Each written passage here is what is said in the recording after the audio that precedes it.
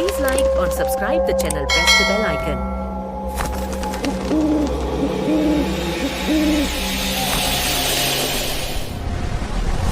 कामले, कैसी काली गंदी जुबान है तेरी। अपना मुंह बंद कर, वरना देख तेरी इस जहरीली जुबान को कैंची से काट दूंगी। अस्पताल की दूसरी मंजिल के वार्ड में ये चीख गूंज उठी। उसी समय सीढ़ियों पर भारी जूतों की आवाज सुनाई दी।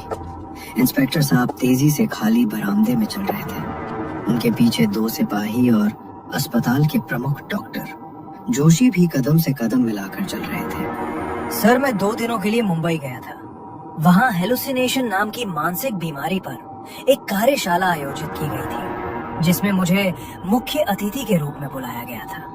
तो आप वापस कब लौटे? एक उल्टा, क्या काली जुबान है तेरी। तुम्हारे परिवार ने तुम्हें यहाँ शायद इसीलिए पटका है क्योंकि तुम ऐसी बेतुकी मनहूस बातें करती हो। इंस्पेक्टर साहब चलते चलते रुक गए। जिस दिशा से आवाज आ रही थी वो महिला वार्डन ठीक उनके सामने थी, लेकिन उसका ध्यान उस मरीज पर था जिस पर वो चिल्ला रही थी।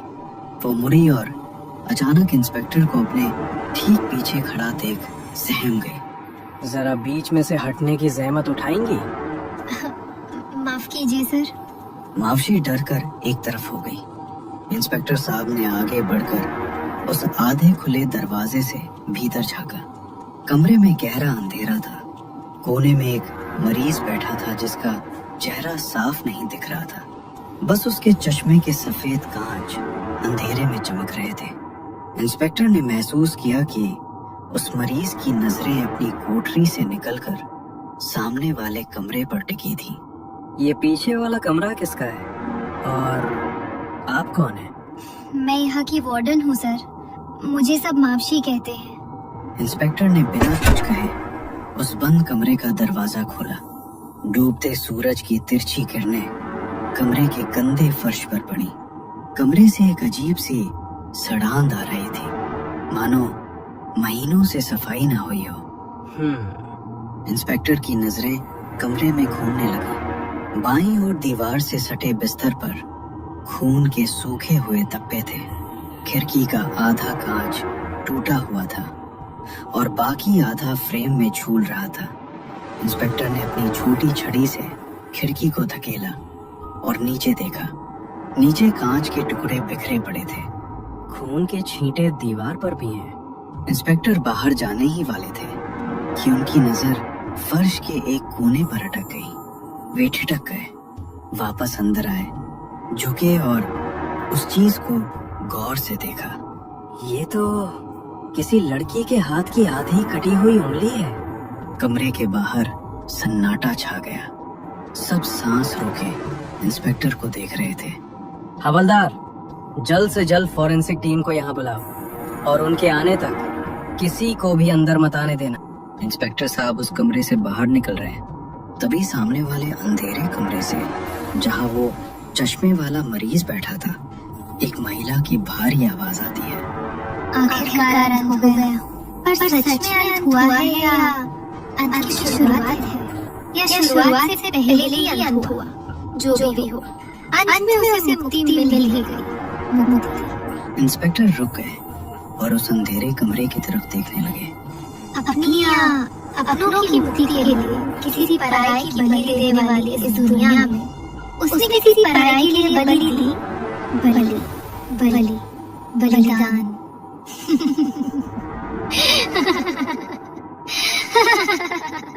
उस पागल महिला की बहकी बातें सुनकर महिला वार्डन ने गुस्से से उसके कमरे का दरवाजा बंद कर दिया और बोली, सर, ये सुझाता है। इसे वो बीमारी है, क्या नाम है उसका? हेलुसिनेशन। हाँ, वही। इसे भूत प्रेत दिखते हैं। कैसे कैसे अजीब लोग आते हैं इस पागल खाने में। इंस्पेक्टर साहब ने उसकी बातों को नजरअंदाज किया और आगे बढ़े। वे गलियारे के अंत में बने जर्जर बाथरूम के पास पहुंचे। वहां अस्पताल का चौकीदार और मावशी का पति खड़े थे, जो पुलिस को देखते ही सहम कर हट गए। अंदर कोई है? कोई जवाब नहीं आया। इंस्पेक्टर अंदर दाखिल हुए। सफेद फर्श पर मुंह के बल एक लाश पड़ी थी। पास ही एक स्टेनलेस स्टील का धारदार चाकू पड़ा था जो बल्ब की पीली रोशनी में चमक रहा था। गला रेत कर मारा गया है। चाकू के दांतों में मांस के लोथड़े और सूखा खून फंसा था। गले से बहा खून फर्श पर जम चुका था, जिससे वहां एक गाढ़े लाल रंग की मोटी परत बन गई थी। मरने वाले की आंखें खुली थी और शीशे की तरफ देख रही थी। इंस्पेक्टर ने शीशे पर देखा। वहां खून से 2 शब्द लिखे थे, लेकिन संदेश अधूरा था। हत्यारा अंदर आया, कत्ल किया और आसानी से चला भी गया और किसी को भनक तक नहीं लगी। यहाँ का चौकीदार क्या कुंभकर्ण की नींद सो रहा था? सब खामोश थे। तभी इंस्पेक्टर की नजर वॉश बेसिन पर रखे एक मोबाइल फोन पर पड़ी। उन्होंने जेब से रुमाल निकाला और फोन को उठाया। डिस्प्ले ऑन है और साउंड रिकॉर्डर चल रहा है। शायद ये मैसेज कातिल ने रखा था वहां मौजूद हर एक के लिए। मोबाइल फ्लाइट मोड पर था। शायद कातिल नहीं चाहता था कि रिकॉर्डिंग के बीच कोई कॉल आए। इंस्पेक्टर ने रिकॉर्डिंग सेव की और प्ले बटन दबाया। एक गहरी खामोशी के बाद स्पीकर से एक युवक की आवाज गूंजने लगी। प्यार, प्यार। लोग कहते हैं ये प्यार अंधा होता है। प्यार इस दुनिया की सबसे खूबसूरत कल्पना, लेकिन कभी कभी ये एक डरावनी हकीकत बन जाता है। वहां मौजूद हर शख्स, डॉक्टर, मावशी, सिपाही, उस आवाज को ध्यान देकर सुनने लगे। ये संदेश शायद उन सब के लिए ही छोड़ा गया था। मैंने भी प्यार किया, उसके चेहरे पर मुस्कान लाने के लिए सब कुछ किया, लेकिन सोचा नहीं था कि मेरे अंधे प्यार का अंत खून से लथपथ इस मंजिल पर होगा। ये अंत है या शुरुआत, इसका फैसला आप कीजिएगा। इस सब की शुरुआत कुछ सप्ताह पहले उस रात हुई। रात के 10 बजे थे। सर्दी का मौसम था और चांद बादलों के साथ लुका छिपी खेल रहा था। हम दोस्त चौराहे पर खड़े थे, तभी माहौल बदल गया। वो आवाज इतनी भयानक थी कि हमारी हंसी मजाक तुरंत बंद हो गई। गली सुनसान थी। स्ट्रीट लाइट्स में से ज्यादातर खराब थी। लोग अपने घरों से बाहर निकल आए। ये आवाज सुनी तुमने? ये कहाँ से आ रही है? हाँ भाई, मैंने भी सुनी। शायद उस नए वाले घर से आ रही है जो गली के आखिरी छोर पर है। हम दोबारा वही चीख सुनाई दी। इस बार दिशा साफ थी। हम सब उस घर की तरफ भागे। गली के आवारा लड़कों ने वहां के बल्ब फोड़ दिए थे, इसलिए वहां काफी अंधेरा था। लेकिन उस घर के दरवाजे पर लगा एक बल्ब अंधेरे से लड़ रहा था। उस घर में कुछ दिन पहले ही एक परिवार आया था। एक मेडिकल की छात्रा, बेहद खूबसूरत, 20-22 साल की होगी। उसके चेहरे पर सुबह की धूप जैसी ताजगी थी, लेकिन आंखों में एक गहरी उदासी और नींद की कमी साफ दिखती थी। सकी बड़ी बड़ी काली आंखें, मानो किसी का राज जानती हो। उसके लंबे घने बाल जो अक्सर उसके चेहरे पर आ जाते थे। वो साधारण सूती कुर्ता और जीन्स पहनती थी, लेकिन उसकी चाल में एक अजीब ठहराव था। मैंने उसे कभी सामने से नहीं देखा था, बस दोस्तों से सुना था। जल्दी चलो, दरवाजा तोड़ना पड़ेगा। हम दरवाजे पर पहुंचे। अंदर से अभी भी चीखें आ रही थी। मैंने आओ देखा न ताओ, कंधे से धक्का देकर दरवाजा खोल दिया। अंदर का नजारा देखकर हमारे पैरों तले जमीन खिसक गई। उसकी माँ दीवार का सहारा लेकर रो रही थी और सामने वो लड़की एक कुर्सी पर बैठी थी। उसके पिता उसे कसकर पकड़े हुए थे और उसका सगा भाई अपनी ही बहन को रस्सियों से बांध रहा था। ये क्या कर रहे हैं आप लोग? अपनी ही बेटी के साथ, छोड़ दीजिए उसे। लड़की सिसक रही थी। वो सफेद गाउन में थी, बाल बिखरे हुए।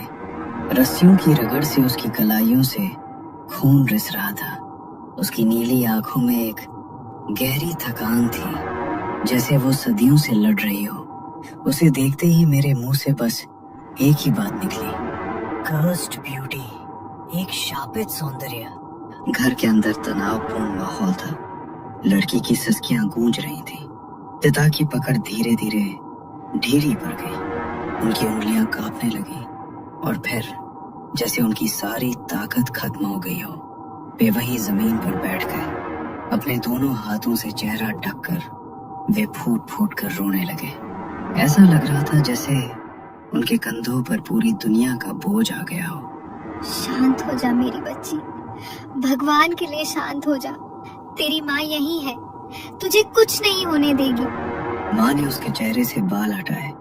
अब मैं उसका चेहरा साफ देख पा रहा था। वो वाकई खूबसूरत थी, लेकिन उस खूबसूरती में एक खौफनाक परछाई थी। वो अपनी माँ की गोद में सिर छिपाने की कोशिश कर रही थी, लेकिन बीच बीच में अचानक कांप उठती और डर कर इधर उधर देखने लगती। अरे भाई साहब, ये सब क्या हो रहा है यहाँ? क्या हुआ इस बच्ची को? डॉक्टर को दिखाया है या नहीं? सजा भुगत रहे हैं हम, बहुत बड़ी सजा। शायद मैंने पिछले जन्म में कोई ऐसा पाप किया होगा जिसका फल आज मेरी बेटी भुगत रही है, और मेरा पूरा परिवार भी। उन्होंने ये तो कहा कि ये पाप का फल है, लेकिन असल में हुआ क्या था ये बताने से साफ इनकार कर दिया। उनकी आंखों में एक ऐसा डर था जो बयां नहीं किया जा सकता था। भीड़ धीरे धीरे छट गई। हम सब वापस आ गए। उस रात मैं अपने बिस्तर पर लेटा था, लेकिन नींद कोसों दूर थी। क्या हुआ होगा उस लड़की को? ऐसी कौन सी बीमारी है जिससे वो मेडिकल स्टूडेंट होकर भी नहीं लड़ पा रही? और उसका परिवार, वे उसे बांध क्यों रहे थे? दीवार पर बल्ब के पास एक छिपकली एक कीड़े का शिकार करने के लिए घात लगाए बैठी थी। मेरी नजरें उस शिकार पर थीं, लेकिन दिमाग में बस वही चेहरा घूम रहा था, वो शापित सौंदर्य। आखिर कब तक वो ऐसे तड़पेगी? क्या मैं कुछ कर सकता हूँ? दूर कहीं किसी कुत्ते के रोने की आवाज आ रही थी। रात गहरी होती जा रही थी, और साथ ही मेरे दिल में उस लड़की के लिए एक अजीब सी बेचैनी और आकर्षण भी गहराता जा रहा था। यहीं से शुरुआत हुई मेरे उस दीवानेपन की, जिसने आज मुझे और उसे इस अंजाम तक पहुंचा दिया। इंस्पेक्टर अस्पताल के बाथरूम में रिकॉर्डिंग सुन रहे थे। उन्होंने रिकॉर्डिंग बंद करते हुए गंभीर मुद्रा में कहा, शापित सौंदर्य और पाप का फल। मामला सिर्फ कत्ल का नहीं है डॉक्टर जोशी। इसकी जड़ें उस घर और उस लड़की की बीमारी में छिपी हैं। आखिर वो लड़का कौन था, और उस अस्पताल में मिली कटी हुई उंगली के पीछे कौन सा खौफनाक रहस्य छिपा है? क्या उस उंगली का और उस रहस्यमय लड़की का कोई गहरा कनेक्शन था? इन सारे सवालों के जवाब जानने के लिए देखिए संजय कांबले द्वारा लिखित प्रपोज कहानी का अगला एपिसोड।